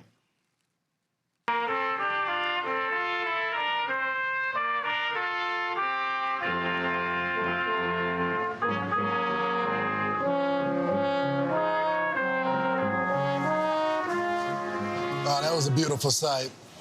We're kicking off a week of special shows celebrating America's 250th live from the Great American Fair. Mark, great to see you here today. A lot of energy down there. What's the latest? Sandra, it sure is, and welcome back to Washington. So good to see you personally. As you've seen yourself, there is a big energy here on the National Mall. The crowd sizes were smaller in the morning. It has picked up quite a bit. The State Fair generating a lot of headlines, and we have seen more people come to see it for themselves, including right to the Ferris wheel. You'll zoom in here and see the crowds that are lined up for a chance to see Washington unlike any other way. But people told us this isn't about politics, but a chance to celebrate what America offers coast to coast. And this morning, 4 younger Americans put their stomachs to the test with a pancake eating contest. That's tough on any day, let alone in this kind of heat. The winner was determined by audience applause. The guy who won appeared really worried he wasn't going to be able to keep the pancakes down, but in the end, he made it. Today, Mr. Secretary, yeah, thanks for inviting us. I haven't seen the elephant food booth yet, though. I've seen the elephant sandwiches. So each day has got a theme. Today's theme is Make America Healthy Again, and I'm wondering, how does a pancake eating contest comport with Make America? No red food dyes, right? It's just all natural ingredients. All natural. Eggs, milk, butter. What else do you need? Great American State Fair.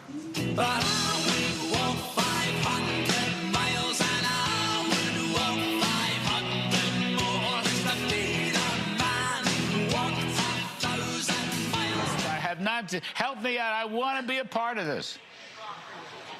Well, it's a great day for Larry. Good afternoon. Perhaps now the closing bell is here. We're going to get more people coming out here now that work is done. You mentioned the latest with Iran. Steve Witkoff and Jared Kushner are on a flight to Qatar right now to meet after a lot of back and forth between U.S. and Iranian forces over the Strait of Hormuz and keeping that open. But here on the National Mall, not a lot of talk about Iran, as you can imagine, although, Larry, just in a few minutes behind me where the rodeo is going to start again. Some people say riding a bull is a lot like dealing with Iran. You got to hang on for dear life, and you never know how it's going to go. But people we've talked to out here having a good time, very patriotic bunch, as you can imagine, seeing something a little different. And that's the National Mall turned into the Great American State.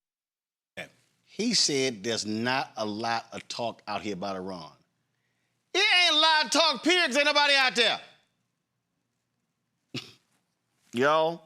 Roland, why don't you? Never mind. I'm not even going to suggest that. I don't go, want to hear you. Go ahead. Go ahead. No, I was going to say, let's me and my colleagues. Let's go down there tomorrow and broadcast outside. It's a great state fair. Nah, I pass up Klan rallies. I know. That's why I wasn't going to even recommend it. But you know, it's first of all, the weather's not cooperating with them. It's going to be 120 degrees in D.C. this week and over the weekend.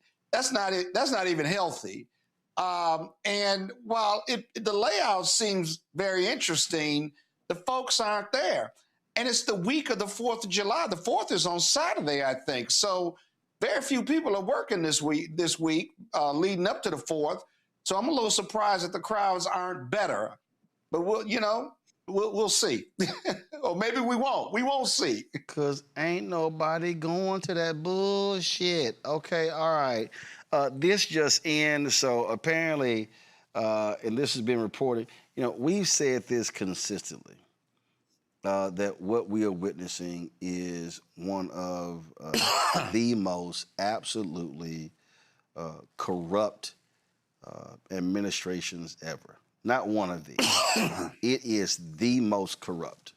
Well, Donald Trump is reporting, this is what's crazy, that last year alone, he made more than $1 billion through crypto.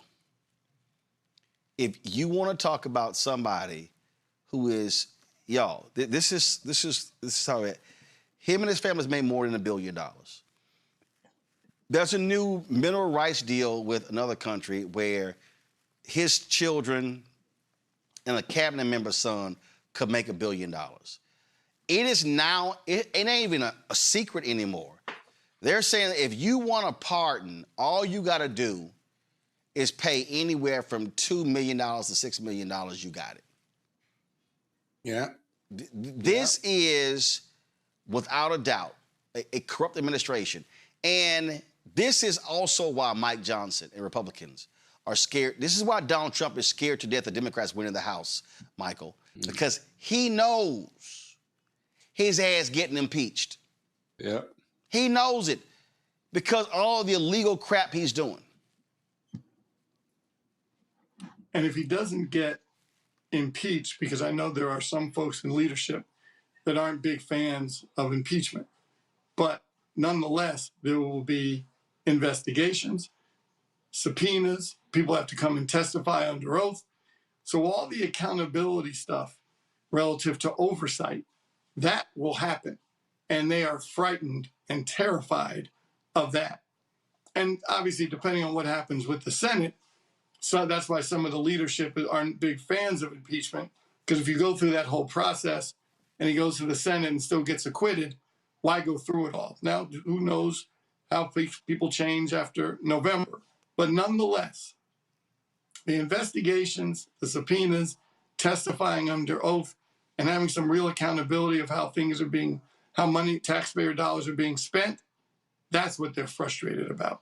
And can you imagine the House Oversight Committee, Government Oversight Committee, relative to what you just talked about, the drifting of contracts and the kind of things they're doing corruption-wise will clearly be under investigation. It's just, I mean, the right-wing media will be going bonkers, nuts. They would be bleeding. They would just, their heads would explode, Cooning. Just explode if Joe Biden made $1 billion a year in crypto. Oh, by the way, the people who invested in the same crypto, they lost $2 billion. Ain't nothing but a little bit of insider trading. That's all, Roland. And you know we're not going to put him in jail for that. He knows that he can do whatever he wants at this point. You know what I mean? So he's like, why stop now? I'm going to make sure that I'm filthy rich. My kids are filthy rich. My cabinet members' kids are filthy rich. I mean, again, no surprise here. I'm just more surprised that America's not embarrassed and not trying to hide or cover this up at all. I mean, the level of corruption in this administration is sky high, and it doesn't even seem like they give a damn on trying to convince people that it's not, which is why I'm concerned. I'm like, wow, so we don't even care about trying to pull the wool over people's eyes anymore. We're just doing this here out in the open. But that is the reality of a Trump presidency. Oh, my goodness. Look, CNBC, this is reporting that Trump bought millions in Axon stock 2 weeks before ICE sought a $220 million deal to buy more tasers from Axon. He is literally buying stock in companies, and then he traded last year nearly $2 billion in stock trades right before he makes announcements regarding those companies. Yeah, but wait a minute now. Let's not forget. I'm surprised you ain't say this, Roland. Go back to the U.S. Supreme Court. Supreme Court decision a year ago, a little over a year ago, said what? It ain't illegal if he's the president. As the executive, there's nothing he does that's illegal if he's done in the name of the president or the White House or the executive administration. So y'all shouldn't be surprised at this. He gonna make more money. He's protected, and the DOJ just said, he's never gonna have an IRS audit for him and his friends and family. They can't be challenged on whatever they file. I mean, man, this is a legal grift. It's legal grift. They're legal grifters, dog. This would be the greatest white-collar client you could ever have. You'd never lose if you were a white-collar criminal defense lawyer like me. Again, all you got, this is legal. If you got a legal. If you got a client that wants a pardon, pony up $2 million and you got it. He is selling He is selling out everything. All right, These y'all. gangsters. See, these are gangsters. We keep trying to deal with them as politicians. These are political gangsters. Where are the Democratic political gangsters? They need to run for office. They need to be in office. Michael, you know I know what I'm talking about. I represent defenders all the time. See, we keep acting like they're politicians. These are political gangsters. So where are the Democratic political gangsters? Calling all Democratic political gangsters to the front. Yeah. All right, that is it for Win Coney, Michael, Scott, I certainly appreciate it. Thank you so very much. All right, folks, that's it for us. Tomorrow, as I said, I'm going to be broadcasting live from Fort Lauderdale, where We the People will have the We the People Coalition will have their gospel concert and panel engagement.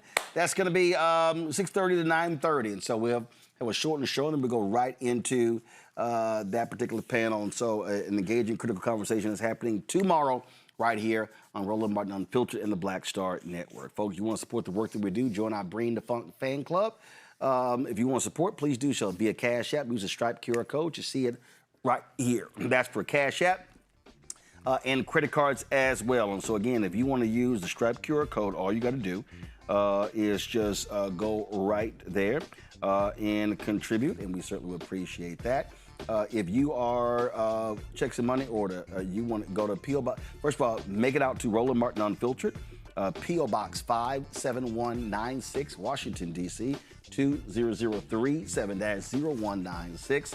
PayPal is paypal.me/R Martin Unfiltered. Now, if you want to use Venmo, you can do Venmo.com/RM Unfiltered, or this is the QR code right here for Venmo donations.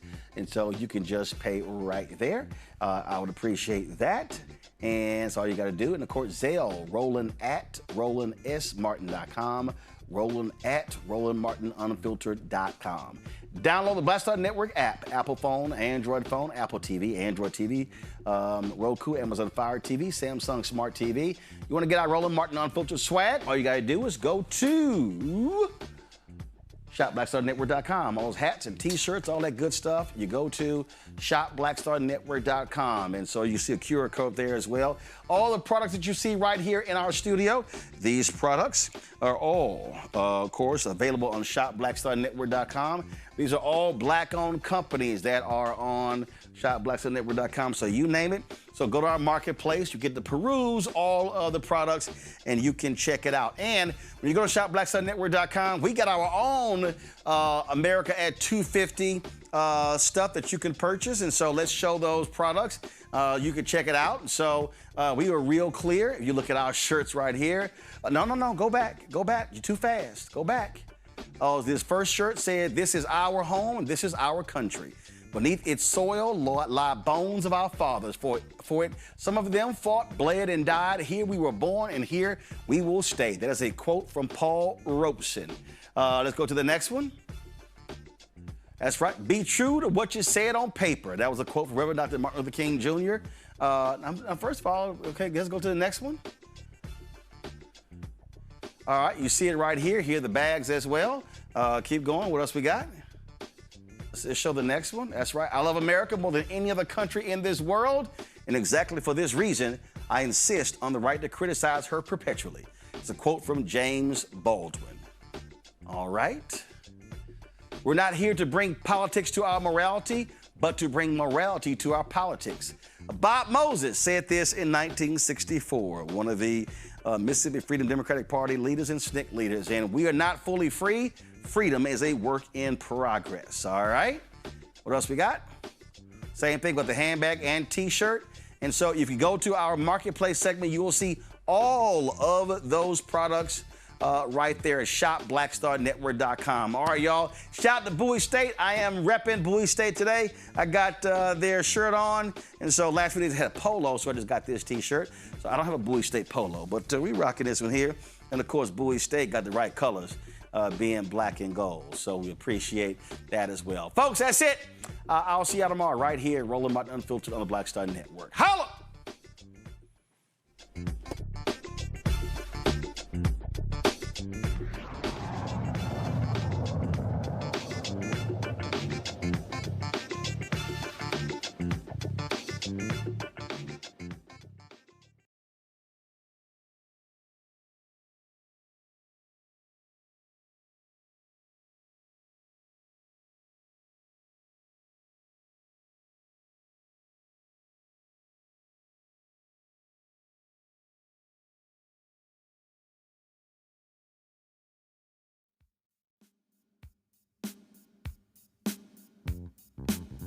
Hey boy, would you meet me on the roof tonight?